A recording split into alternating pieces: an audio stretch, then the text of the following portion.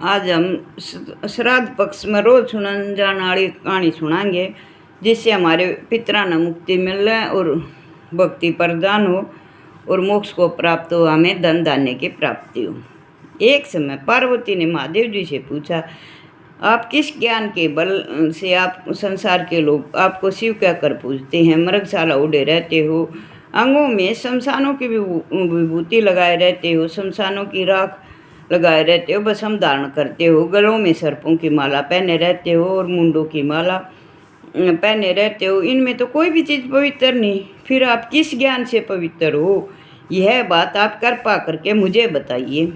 श्री महादेव जी बोले, हे प्रिय सुनो, मैं गीता को हृदय में धारण करने से पवित्र हूँ, उस ज्ञान से मुझे बाहर के क्रम नहीं व्यापते। तब पार्वती ने कहा, हे भगवान, जिस गीता ज्ञान की आप ऐसी स्तुति करते हैं, उसके श्रवण से किसी का उद्धार भी हुआ है? यह बताने की कृपा करें। तब महादेव जी ने कहा, सुनो, मैं आपको सुनाता हूँ इस गीता ज्ञान का, जिसका भी भला हुआ है उसकी कथा सुनो। तब महादेव जी ने कहा, इस ज्ञान को सुनकर बहुत से जीवों का प्रत्यक्ष हुआ है और आगे भी होगा। मैं तुझको एक पुरातन कथा सुनाता हूँ, तुम ध्यान से सुनो। एक समय पाताल लोक में शेषनाग की सैया पर श्री नारायण जी आंख मूंद कर अपने आनंद में मगन थे। उस समय भगवान के चरण दबाते हुए लक्ष्मी ने पूछा, हे प्रभु, निंद्रा और आलस्य उन पुरुषों को अच्छा लगता है जो तामसी हैं, फिर आप तो तीनों गुणों के धारण करने वाले हैं, आप तीनों लोकों के स्वामी हैं, फिर भी आप आंख मूंद कर सो रहे हैं, आपको यह आलस्य अच्छा नहीं लगता, इससे मुझको बड़ा आश्चर्य है। श्री नारायण बोले, हे लक्ष्मी, मुझको निंद्रा आलस्य नहीं है।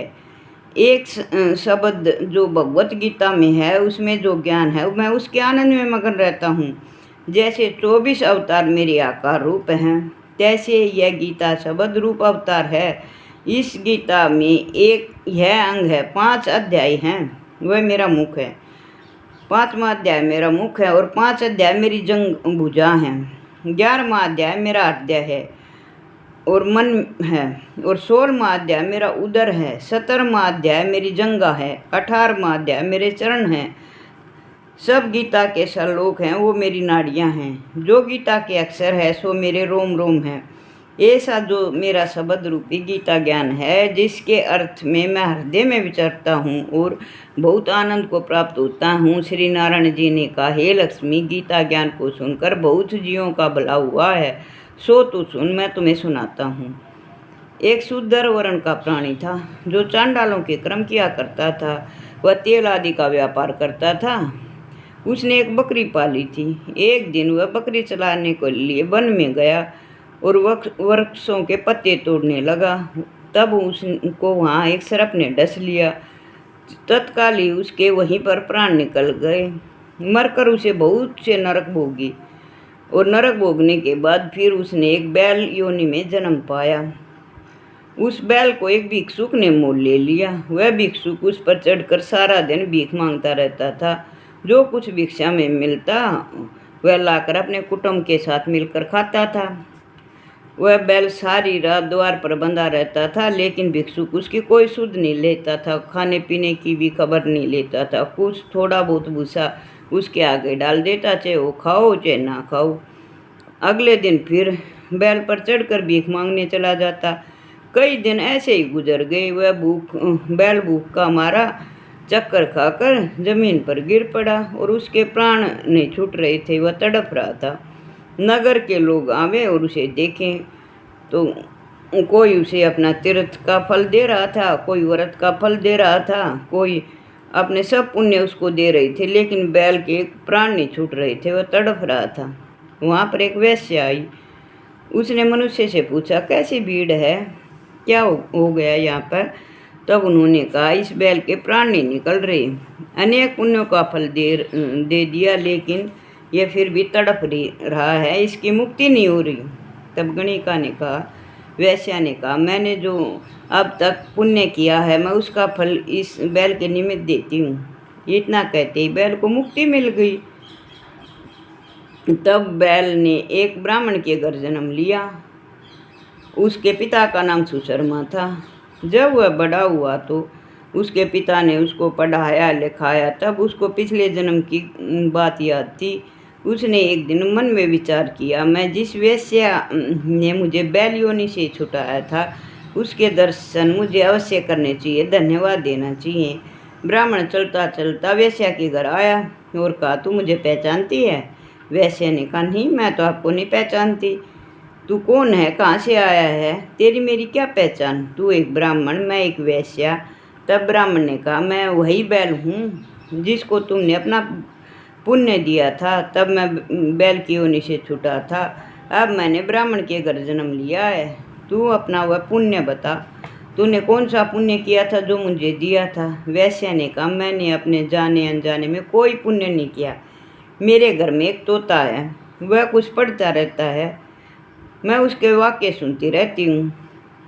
उस पुण्य का फल मैंने तेरे निमित्त दिया था। तब ब्राह्मण ने तोते से पूछा, तू सवेरे क्या पढ़ा करता है? तोते ने कहा, मुझे पिछले जन्म में मैं एक ब्राह्मण था, मुझे पिछले जन्म की बात याद है। पिता ने मुझे गीता के पहले अध्याय का पाठ सिखाया था। एक दिन मेरे पिता रूपी गुरु ने कहा, मुझको तुमने क्या पढ़ाया है?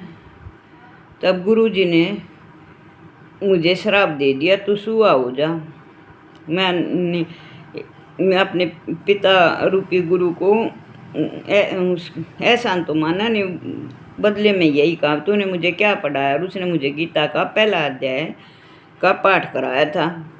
तब मेरे पिता रूपी गुरु ने मुझे श्राप दे दिया, तू सूआ हो जा। तब से मैं सूआ हुआ, तोता बन गया। एक दिन शिकारी मुझे पकड़ कर ले गए, उस ब्राह्मण ने मुझे मोल ले लिया।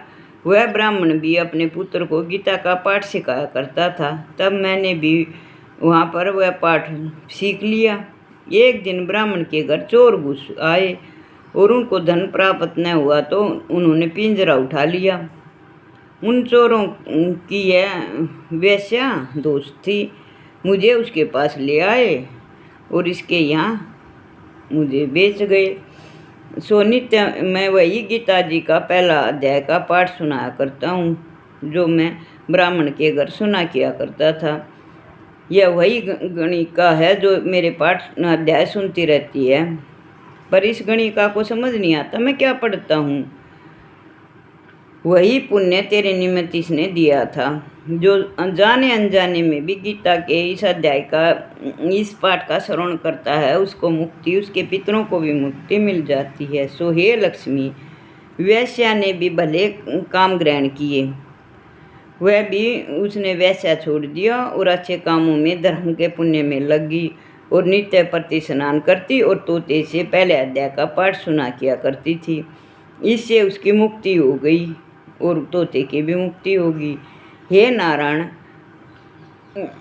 श्री नारायण ने कहा, हे लक्ष्मी, जो जाने अनजाने में भी इस पाठ का श्रवण करता है, सुनता है, उसको मुक्ति मिलती है, धन धान्य की प्राप्ति होती है, उसके पितरों को मुक्ति मिलती है, पितर आशीर्वाद देते हैं तो उनके सब कष्ट दूर हो जाते हैं। बोलो लक्ष्मी माँ की जय, बोलो शिव शंभू की जय, बोलो भगवते वासुदेवा की नमः, जय शिव शंभू की जय, भोलेनाथ की।